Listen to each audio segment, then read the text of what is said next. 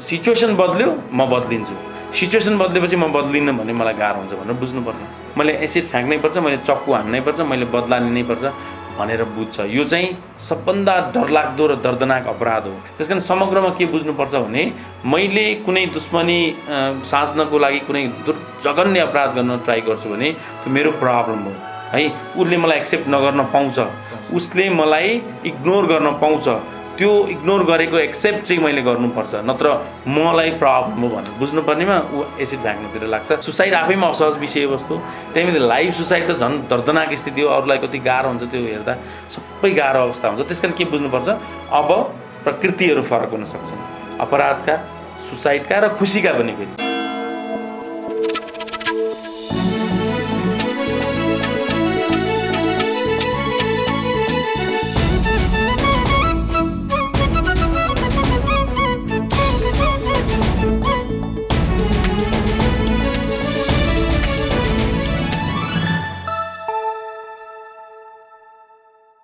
आदरणीय दर्शकवृन्द नमस्कार, टाइम्स नेपालमा यहाँलाई स्वागत छ।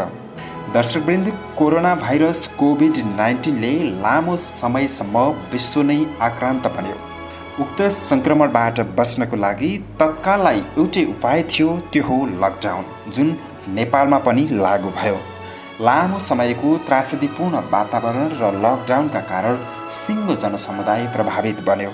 करिब 104 दिन लामो लकडाउन पश्चात देश पूर्ण सामान्य अवस्थामा फर्कन थालेको छ। बिस्तारै जनजीवन सामान्य बन्दैछ।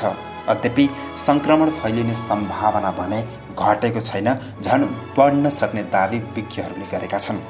कोभिड-19 महामारीका कारण समग्र विश्व स्थिति नै उथल पुथल बन्न पुगेको यो स्थितिमा आर्थिक अवस्था, सामाजिक अवस्था र व्यक्तिको मानसिक अवस्थामा नराम्ररी प्रभाव पारेको छ।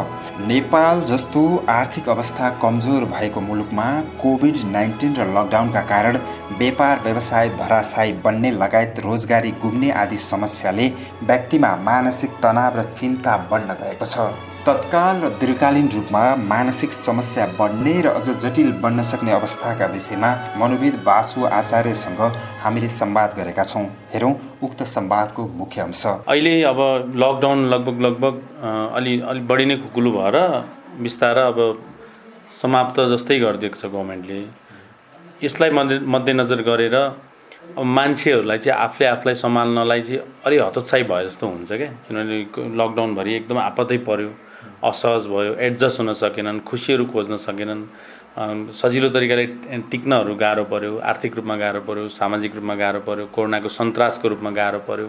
अर्को कुरा, अनि फेरि सङ्क्रमणको सम्भावनाका हिसाबले असहजहरू भए, बच्चाहरूको स्टडीका हिसाबले होइन, गृहिणीहरूको तनाव त्यस्तै, बुवा आमालाई त्यति गाह्रो, श्रीमानलाई नि गाह्रो। यो गाह्रो अवस्था फेस गरेर दुनियाँ अगाडि बढ्यो। त्यही क्रममा अहिले लकडाउन लगभग समाप्त भइसकेपछि अब के गर्ने भन्ने पिर हुन्छ।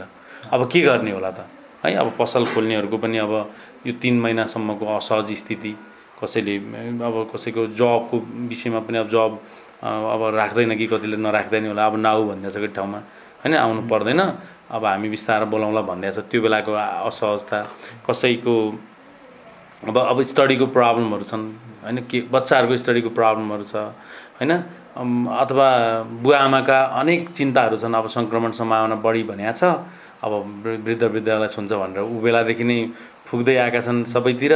अब सङ्क्रमण त हामीलाई नै हुने होला, यिनीहरू त केही फरक पर्दैन छोराछोरीहरूलाई त, तर अब सङ्क्रमण त हामी होला भनेर पिरका विषय, यी सबै विषयले चाहिँ मान्छेलाई अझै तनाव र स्ट्रेसहरू पैदा भएको छ है।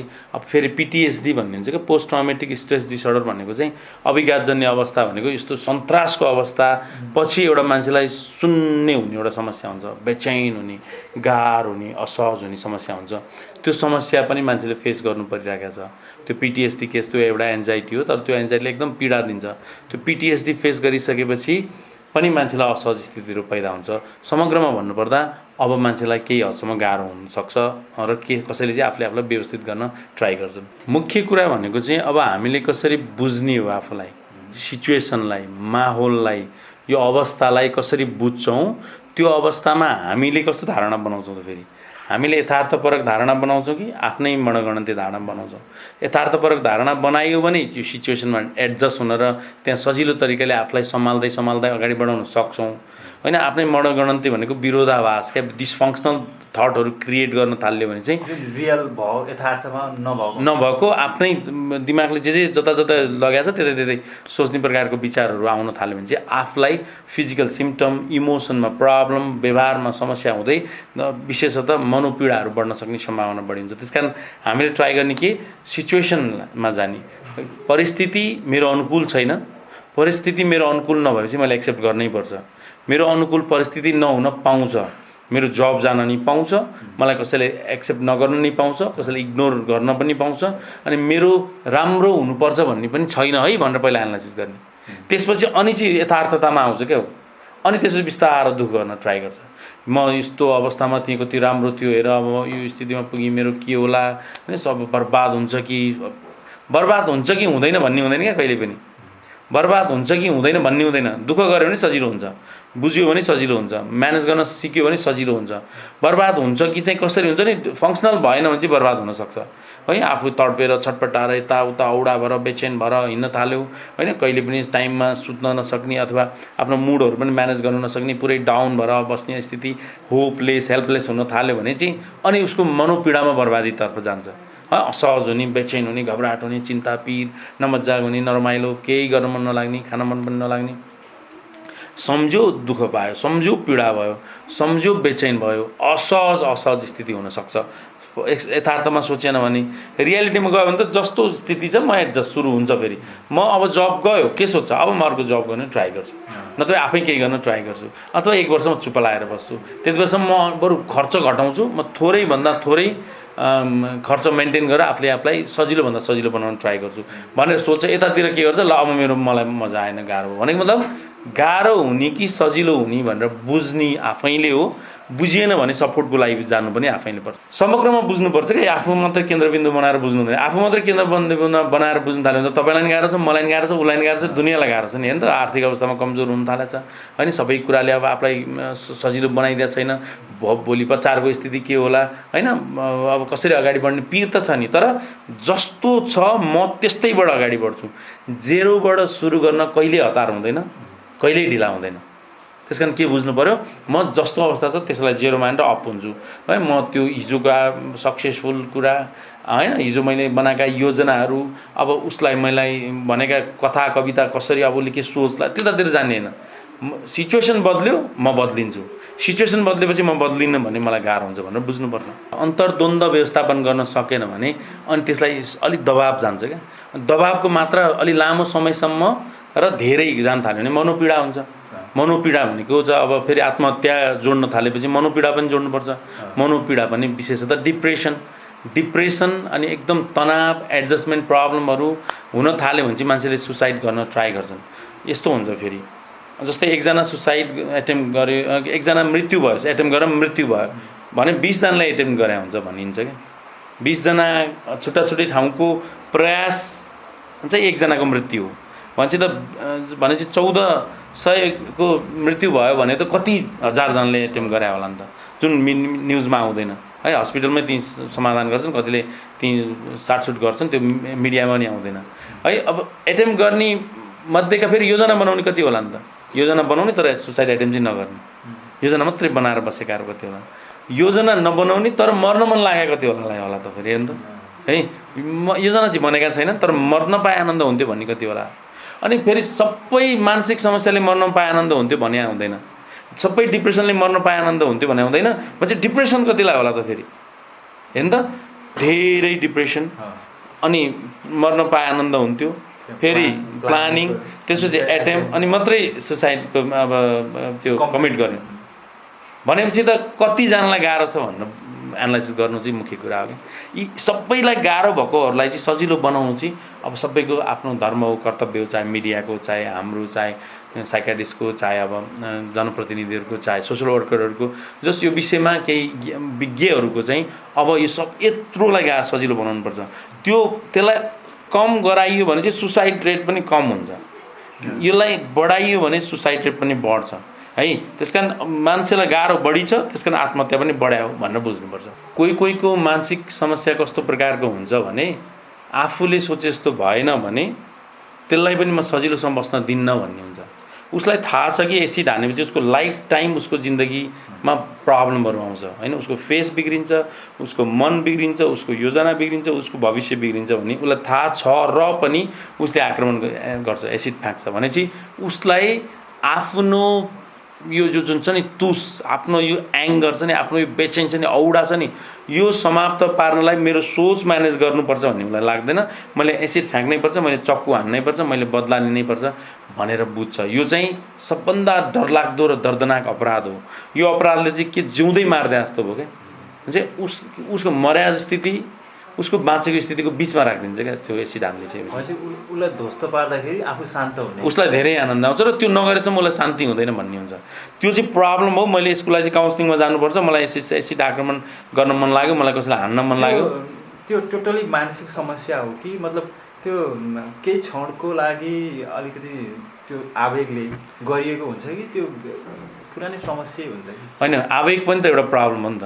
आवेग नियन्त्रण गर्नु नसक्नु पनि त एउटा मानसिक पक्ष हो नि त है। मानसिक समस्या छिटो असहज हुनु पनि त एउटा प्रब्लम हो नि। त्यसकारण के बुझ्नुपर्छ भने कसैको व्यक्तित्व विकार छ भने त्यसले गर्न सक्छ। पर्सनालिटी डिसअर्डर मध्येको केही पर्सनालिटी डिसअर्डर छ भने उसले त्यस्तो आवेगमा आउन सक्छ। कसैको डिलुजनहरू छ भने आवेगमा आउन सक्छ। भ्रम हुने समस्या छ भने, कसैको उसको एङ्गर एकदम हाई छ भने पनि त्यो आवेगमा आउन सक्छ।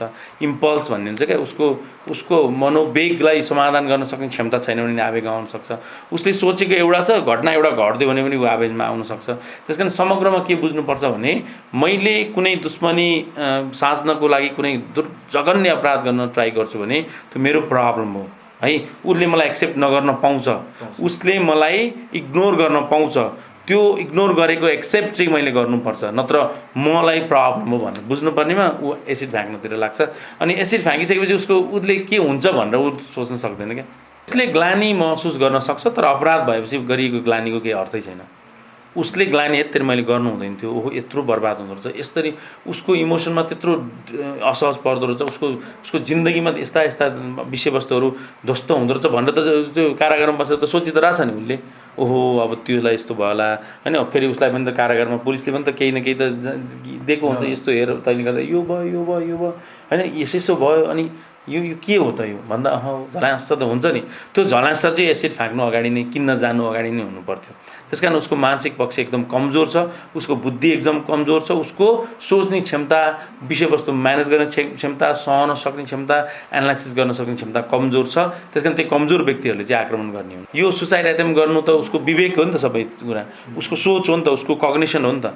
उसले के सोच्छ, अब म भेराइटी गर्छु अलिकति, किन सबैलाई मेरो पीडा देखाउँछु अनि यही कारणले मलाई गाह्रो भएको छ भने थाहा पाउन्न भनेर उसले त्यो तत्काल सोचेका विषयहरू हुन्छ। कसरी दीर्घकालीन रूपमा सोचेका हुन्छन्, कसरी चाहिँ मेरो मृत्यु चाहिँ एकदमै सबैलाई बुझाउने गरी, सबैलाई हेरुन् न भन्ने गरी बनाउनु पर्छ भनेर उसले सोचिराखेका हुन्छ है। कसैले होइन हाम फाल्दा लाइभ हाम फाल्न सक्छन्, कसैले अब पोइजन खाँदा लाइभ पोइजन खान सक्छन्, गर्न सक्छन्, अथवा चोकमा आएर लो मैले खाएँ भन्न पनि सक्छन्। त्यस्तो आउँछ क्या मान्छेलाई, फुर्छ अब त्यस्ता कुराहरू। त्यो फुर्नु भनेको अझ यसको समाधानका लागि म जानुपर्छ भनेर उसले बुझ्दैन। जे गर्छ असहज नै गरिदिन्छ क्या। सुसाइड आफैमा असहज विषयवस्तु, त्यही लाइभ सुसाइड त झन् दर्दनाक स्थिति हो। अरूलाई कति गाह्रो हुन्छ त्यो हेर्दा, सबै गाह्रो अवस्था हुन्छ। त्यस कारण के बुझ्नुपर्छ, अब प्रकृतिहरू फरक हुन सक्छन्, अपराधका, सुसाइडका र खुसीका पनि। फेरि हामी सानो कुरामा रमाइलो गर्न ट्राई गर्न सक्छौँ, त्यस्तै सानो कुरामा हट हुन सक्ने सम्भावना छ, सानो कुरामा गाह्रो हुन सक्ने सम्भावना छ, सानो चिन्ताले ठुलो रूप लिन सक्ने सम्भावना छ। त्यस कारण अब समाज बिस्तारै बदलिन्छ भनेर यो लकडाउनले देखाउँदैछ।